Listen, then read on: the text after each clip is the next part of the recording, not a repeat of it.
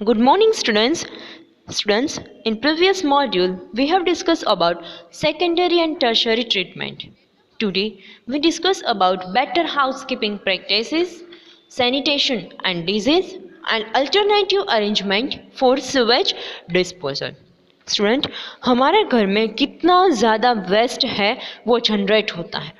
अगर आप उसको प्रॉपरली डिस्पोज नहीं करोगे तो कितनी ज़्यादा हार्मफुल इफेक्ट होती है. यहाँ पे आपको कुछ वेज दिए गए हैं जिससे आप सीवेज को वेस्ट को रिड्यूस कर सकते हो एंड उसको प्रॉपरली मैनेज कैसे कर सकते हो उसके बारे में दिखाया है. We should follow certain practices to reduce and manage waste. For that, first one, cooking oil and fat should not be throw down the drain. Cooking oil and fats को आपको ड्रेन्स में थ्रो नहीं करना चाहिए. They can harden and block the pipes. In an open drain, fats block the soil pores, reducing its effectiveness in filtering water. We should throw oil and fat in dustbin. Generally क्या होता है कि अगर cooking oils and fats अगर आप drains में throw कर दोगे तो वो हार्ड हो जाता है एंड पाइप को ब्लॉक कर देता है, जिसकी वजह से पानी आगे नहीं जा पाता है. इसीलिए कुकिंग ऑयल एंड फैट को आपको डस्टबिन में थ्रो करना चाहिए. Second, chemical like paint, solvent, insecticide, motor oil and medicine should not throw down the drain. Medicine है, पेंट है, सॉल्वेंट है, इंसेक्टिसाइड है, मोटर ऑयल है, इन सबको आपको ड्रेन्स में थ्रो डाउन नहीं करना चाहिए. It may kill the useful microbes that help to reduce the decomposed waste present in sewage and purify water. ये क्या करता है, अगर आप ड्रेन्स में डालोगे तो जो यूज़फुल हमारे लिए माइक्रोब्स है जो वेस्ट को डिकम्पोज करते हैं तो वो माइक्रोब्स क्या हो जाएंगे, किल हो जाएंगे. और ये माइक्रोब्स वाटर को भी प्यूरिफाई करता है, तो अगर ये किल हो जाएंगे तो वेस्ट का डिकम्पोजिशन नहीं होगा. Third one, use of tea leaves, solid food remains, soft toys, cotton and etc. should not throw down the drains. Toys है, food waste है, leaves है, इन सबको throw down ड्रेन्स में नहीं करना चाहिए, उसको डस्टबिन में ही डालना चाहिए, क्योंकि वो अगर ड्रेन्स में डालोगे तो ड्रेन्स क्या हो जाएगा, चोक्ड हो जाएगा. They do not allow free flow of oxygen to useful microbes in drain that decompose the waste. अगर ये ब्लॉक हो जाएगा तो जो माइक्रोब्स है जो वेस्ट को डिकम्पोज करते हैं तो उसको प्रॉपरली ऑक्सीजन नहीं मिल पाएगा, जिससे वेस्ट का डिकम्पोजिशन नहीं होगा. So that solid waste should be thrown in dustbin. इसीलिए सॉलिड वेस्ट को आपको डस्टबिन में ही थ्रो करना चाहिए. नेक्स्ट टॉपिक है जो हम डिस्कस करेंगे, that is sanitation and disease. Sanitation means ये एक वो प्रोविज़न है जिससे वेस्ट का हम सेफ डिस्पोज कर सकते हैं और हमारी हेल्थ पर भी नेगेटिव इफेक्ट उसका नहीं होता है. कुछ प्लेसेस है इंक्लूडिंग विलेजेस जहाँ पे सीवरेज फैसिलिटी नहीं है और वहाँ पे वेस्ट को प्रॉपरली डिस्पोज नहीं किया जाता है, like human etcetera. Lack of sewage facilities lead to many peoples defecating in open field, river bed और directly in water. Like villages हैं जहाँ पे सीवरेज की फैसिलिटी नहीं है तो वो डिफेकेटिंग करेंगे ओपन फील्ड में, रिवर में, वाटर बॉडीज में. This leads to a water and soil pollution, जिससे वाटर एंड सॉइल पॉल्यूशन होता है. Untreated human excreta is a health hazard. आपको पता ही है जो अनट्रीटेड ह्यूमन एक्सक्रीटा है जो हमारे लिए हेल्थ हैजार्ड मीन्स हेल्थ को हार्मफुल इफेक्ट क्रिएट करता है. It may cause water pollution also, इससे वाटर पॉल्यूशन भी होता है. Both surface and ground water also polluted, जिससे सरफेस एंड ग्राउंड वाटर दोनों पॉल्यूटेड हो जाता है.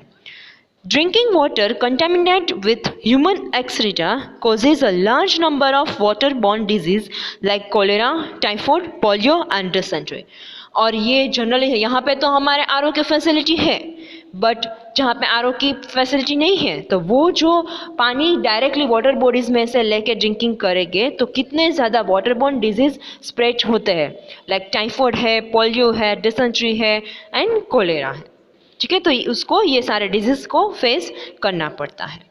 और अगर ड्रिंकिंग वाटर में यहाँ पर भी जिसके घर पे फैसिलिटी नहीं है आरओ की और वो डायरेक्टली ऐसे पीते हैं नल से, तो अगर हमारे ड्रिंकिंग वाटर के पानी में ये सारे कंटेमिनेट्स आ जाते हैं तो ये सारे डिजीज़ का हमें फेस करना पड़ता है। Next one, alternative arrangement for sewage disposal. We have just learned that poor sanitation is the causes of large number of disease. हमने यहाँ तक तो देखा कि अगर सैनिटेशन प्रॉपरली नहीं होगा तो कितने ज़्यादा नंबर ऑफ डिजीज स्प्रेड होते हैं। To improve sanitation, low cost on site sewage disposal system are begin encourage where there is a no proper sewage system। जहाँ पे प्रॉपर सीवेज सिस्टम नहीं है वहाँ पे low cost on site sewage disposal, low cost means कम खर्च में हो जाती है, ऑन साइट मीन्स जहाँ पे सीवेज प्रोड्यूस होता है वहाँ पर भी आप प्रॉपरली सेल्फ डिस्पोज कर पाते हो। तो ऐसी सीवेज सिस्टम को एनकरेज किया जाता है जहाँ पे प्रॉपर सीवेज सिस्टम नहीं है। Example of low cost on site sewage disposal system are septic tank, biogas plant and vermicompost. First one we discuss about septic tank. Septic in many villages are still not connected to common sewage treatment plant. कुछ villages में हमारे जैसे यहाँ पे city में sewage treatment की facility होती है वो वहाँ पे नहीं होती है। At such place a septic tank is used to treat a household sewage। तो वहाँ पे septic tank को household sewage को प्रॉपरली डिस्पोज करने के लिए septic tank लगाई जाती है। A septic tank is a concrete tank is a built under a ground with a inlet and outlet pipe attached to it। Septic tank में क्या होता है, एक concrete की टैंक होती है जहाँ पे अंडरग्राउंड होती है और जहाँ पे इनलेट एंड आउटलेट दो पाइप अटैच होते हैं। The inlet pipe carries household sewage to the tank। Inlet pipe क्या करता है, घर का जो household sewage है वो inlet pipe में से टैंक में जाता है। The solid matter from sewage settle at the bottom of tank। और उस household sewage में जो solid matters है वो क्या होता है, sewage ये जो septic tank है वहाँ पे bottom area पर settle down हो जाता है। Anaerobic bacteria present in the tank decompose most of the solid organic matter present in sewage। Inlet pipe से जो सीवेज सेप्टिक टैंक में आया है तो सेप्टिक टैंक में एनारोबिक बैक्टीरिया प्रेजेंट है जो सॉलिड ऑर्गेनिक मैटर जो सेटल डाउन हुआ है उसको क्या करता है, डिकम्पोज कर देता है।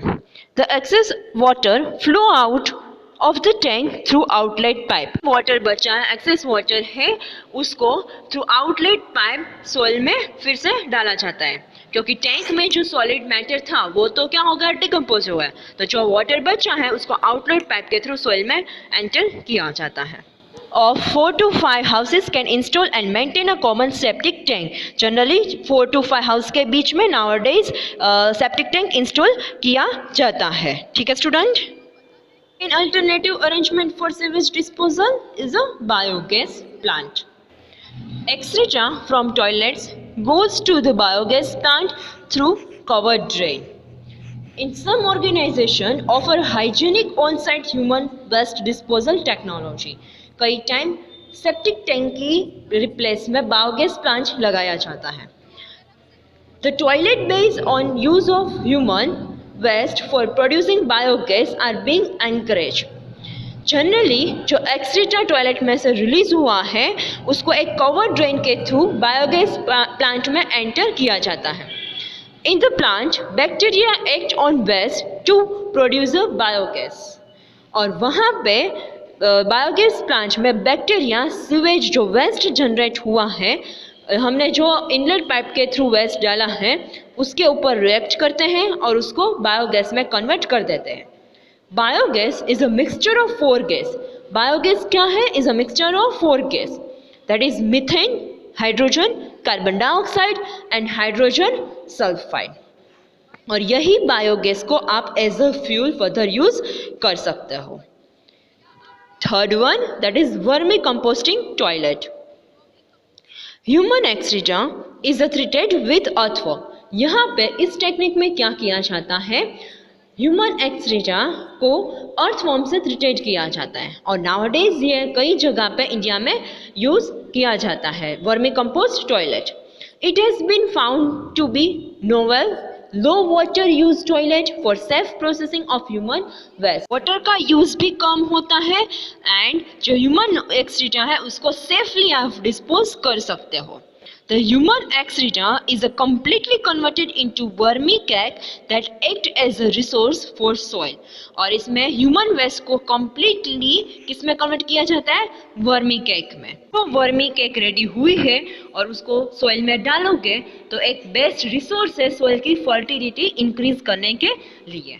Next topic that is sanitation at public place। A large number of people visit a public place like hospital, cinema hall, market, airport, railway station or bus depot.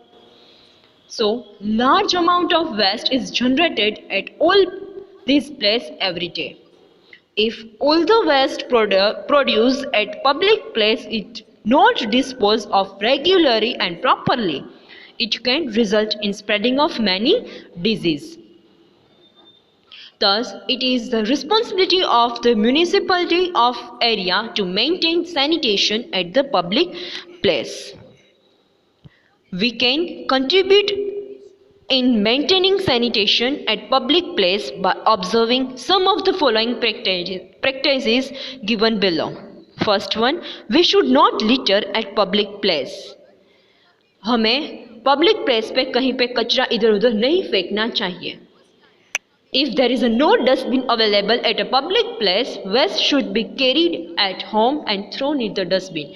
अगर पब्लिक प्लेस पे dustbin available नहीं है तो आप अपने साथ घर पे लेके जाओ और फिर डस्टबिन में डाल दो। Second, we should never urinate on road side. हमें कभी भी यूरिनेट नहीं करना चाहिए रोड साइड पे। Third one, we should cover the open drains. हमें ओपन ड्रेन्स को कवर करके रखना चाहिए। If the sewage of any particular house makes our neighborhood dirty, we should inform the sanitation department of the municipality। ठीक है student, तो ये सारी चीज़ें हमें पब्लिक प्लेस पे ध्यान रखनी चाहिए जिससे वेस्ट को आपको प्रॉपरली डिस्पोज करना चाहिए जिससे हमें हार्मफुल इफेक्ट कम हो जाए। आपने स्वच्छ भारत अभियान के बारे में सुना ही होगा। स्वच्छ भारत अभियान was launched by Prime Minister of India in October 2014। स्वच्छ भारत अभियान को लॉन्च किया था प्राइम मिनिस्टर ने अक्टूबर 2014 में।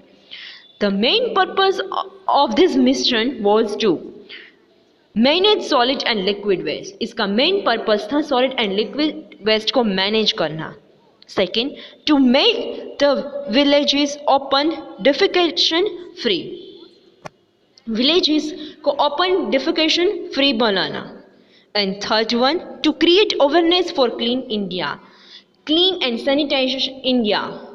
मेन उसका पर्पस था अवेयरनेस क्रिएट करना, जिसमें इंडिविजुअल या कम्युनिटी टॉयलेट बनाए गए हैं जिससे biodegradable and non biodegradable waste को अलग करके उसके फेंकने पर एम्फसाइज किया गया है। Thank you student.